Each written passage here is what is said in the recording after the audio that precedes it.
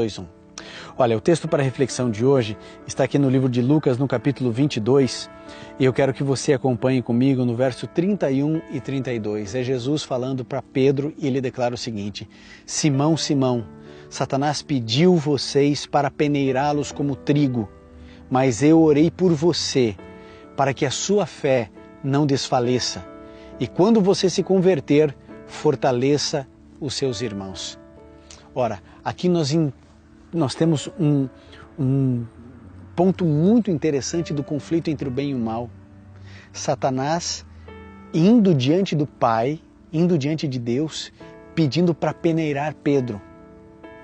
Jesus ora por Pedro, para que a fé de Pedro não desfaleça.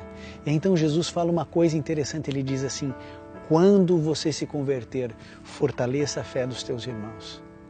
Ou seja, Pedro, mesmo depois de 3 anos ao lado de Jesus, ainda não era convertido. Sabe o que isso me diz?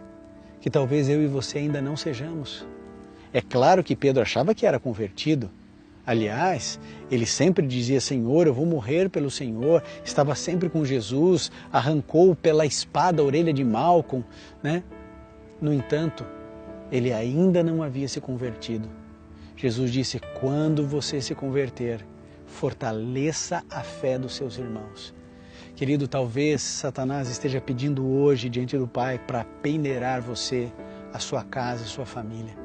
Mas tenha certeza, assim como Pedro teve um intercessor que foi Jesus, esse mesmo Cristo intercede por você e pela sua casa, para que a sua fé não desfaleça. Perceba, Jesus não pediu para que Pedro não fosse peneirado. Ele negou Jesus e passou muito mal.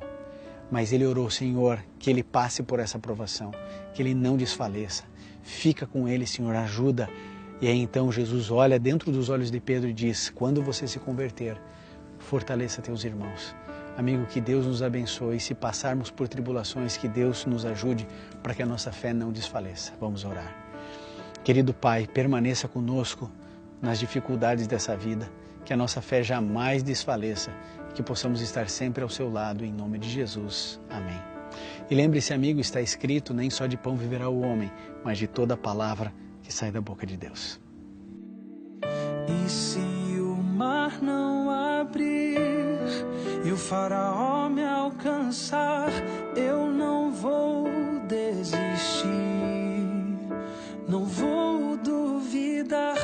E se o gigante não cair, se a fornalha me queimar, mesmo que eu morra aqui, sei que amanhã vou acordar.